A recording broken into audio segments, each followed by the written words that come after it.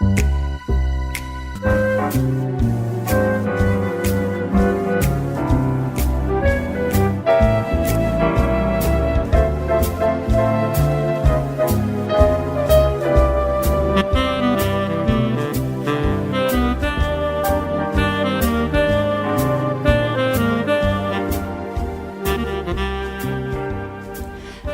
and welcome to Pyrford Television Arts, the seasonal art show that reflects the cultural and artistic richness of our unique Surrey County. On today's programme, we'll be meeting a collector who unearths treasures from the past, and not just from the recent past either. Some pieces go way back thousands of years. Mick Levitt's been discovering Victorian and Georgian objects with the aid of a metal detector. We learn what the attraction is and why he's happy to spend hours wandering across the Surrey fields, often in the freezing cold. And I get to meet Elizabeth Studdart, a local sculptress who's long been carving out a major name for herself in bronze, wood and alabaster. And we'll discover the secret of her success. Now, you'll remember that in our last programme we visited a local drama group, Pyrford Little Theatre. The group is a member of the Woking Drama Association, organisers of the annual drama festival at Woking's Road and Magor Theatre. It was there that Stephen Garlick met Stuart Myson, the Drama Association's chairman. I really wear two hats. The first is I chair the committee of all of the members of the Drama Association, which encompasses about 20 groups from within the community of Woking. And we stage the annual Woking Drama Festival at Woking's Road and Magor Theatre. I also act as the link between the drama groups, the Borough Council and the Ambassadors Theatre Group, who manage the Road and Magor Theatre in Woking, to make sure that everybody has a fair say, to make sure that the theatre is properly administered, and to actually promote the plays that are appearing here in the theatre on a weekly basis. We're very lucky here in Woking that we have a big professional stage that we can play on. It's got all the toys any producer, any technician would want to use, and it's almost as well equipped as a professional London house. So that allows any producer, director, company of actors to meet the challenges of a playwright. What you put on is really up to the talent and capabilities of your own group, and then it's up to you to go and sell it.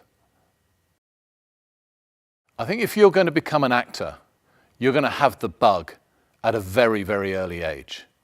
And through local drama groups, through schools, through out-of-school projects, you can experience all aspects and avenues of treading the boards. If you have got the bug, and I know because I've got somebody in my family that had the bug, no matter what you say as a parent or a friend will dissuade them. They will want to be an actor. And if that's the case, get as much experience as you possibly can. Go to drama school, be properly trained, and then good luck in the big outside world. Stephen Garlick was talking to Stuart Myson, chairman of the Woking Drama Association.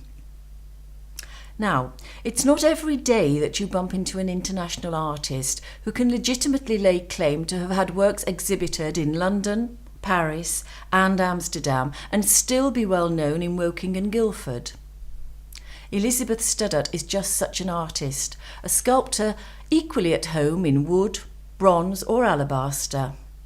I met Elizabeth recently and began by asking her which material she preferred. I like mahogany best, and beech, and I don't like ash, it splits.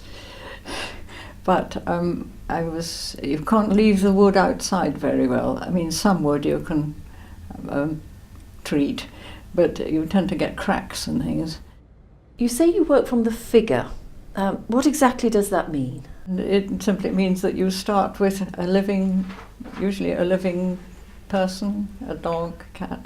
Right. So The work you did, was it dictated rather by what was available at the colleges you studied at? Absolutely. And you had to use That's whichever why they were model? all females.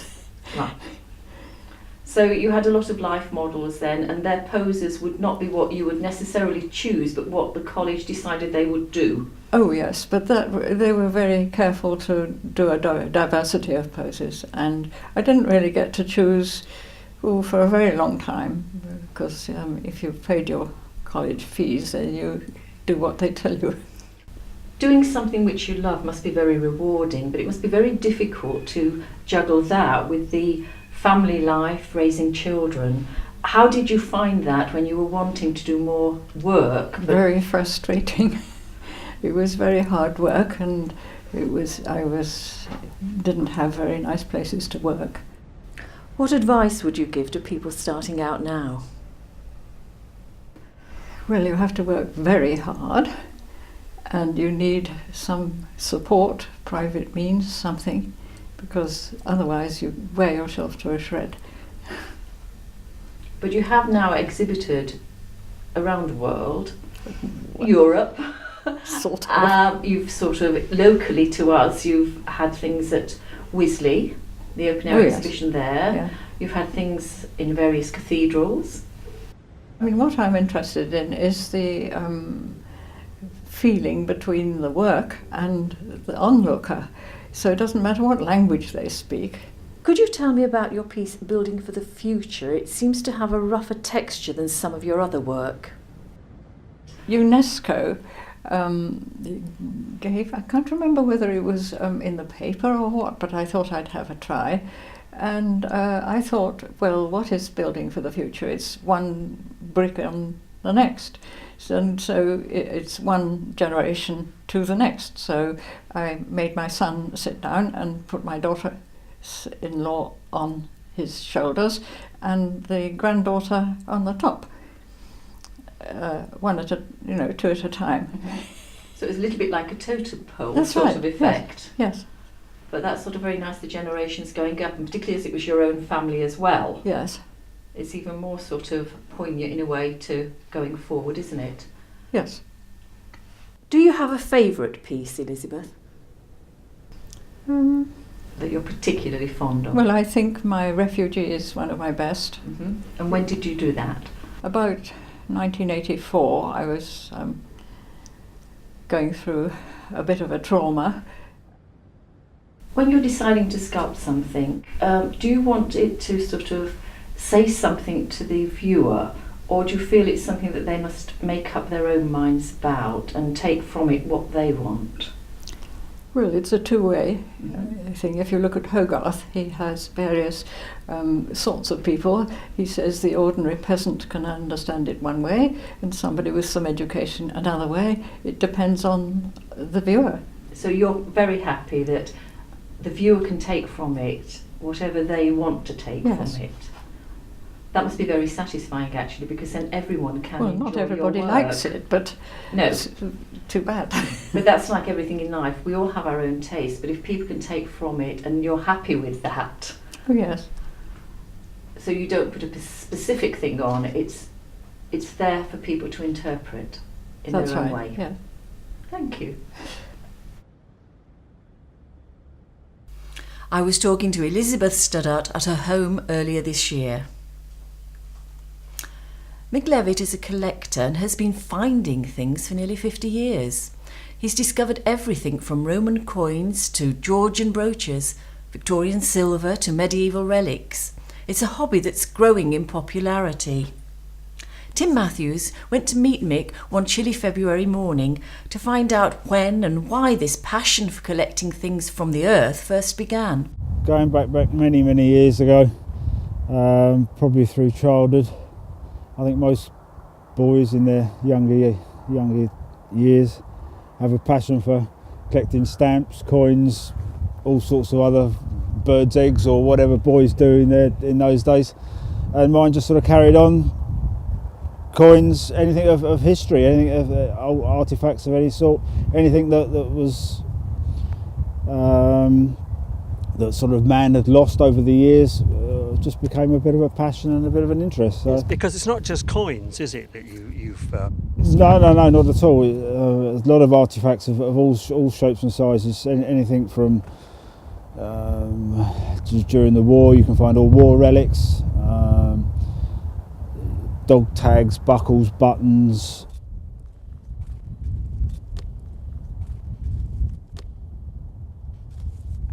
I think now that there's a lot of the machines are becoming cheaper and cheaper to purchase, especially on the second-hand market.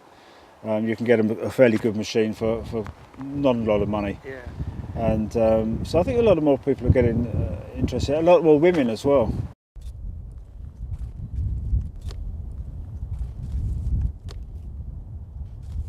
The oldest thing I've ever found,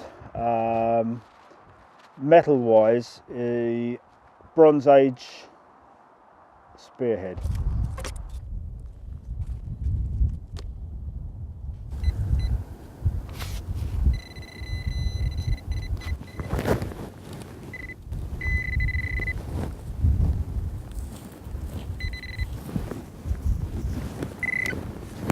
Have you ever made any money out of this? I've never made any money. I've never even thought about the money. Again, that's another question the wife always asks, what's it worth? It's irrelevant what it's worth. I think over time you do learn where the lumps and bumps are, anything that's man-made, anything that's natural, any signs on the soil, any dark patches through burning, stones, you can learn to read fields in anything that might have gone on there in history. If you had a last word of advice for anybody who's thinking of taking this up as a pastime, what would you say to them? I definitely do it. I've learned far more about history in the last 10-15 years than I ever would at school. Or if you find an object, an item, you always get home and do some research on it. You get the books out, the magazines out, you look through, you find out how old it is, how it was made, where it was made. And you just do all the research on it, and you just learn so much about history, far more than you ever did at school. Yeah. Thank you very much. Tim Matthews was talking to Mick Levitt and discovering that sometimes where there's muck there's brass, or copper, or lead. Well, that just about wraps up this winter edition of Pyrford Television Arts. Let us know what you think. Send us a comment. We'd love to have your thoughts. The email address is on the screen now. Thanks to all our guests for their contributions to the programme. A new edition of Television Arts returns to your screen in 4 months. Do join us then. I'm Anne Jones, and from all of us at Pyrford Television Arts, goodbye.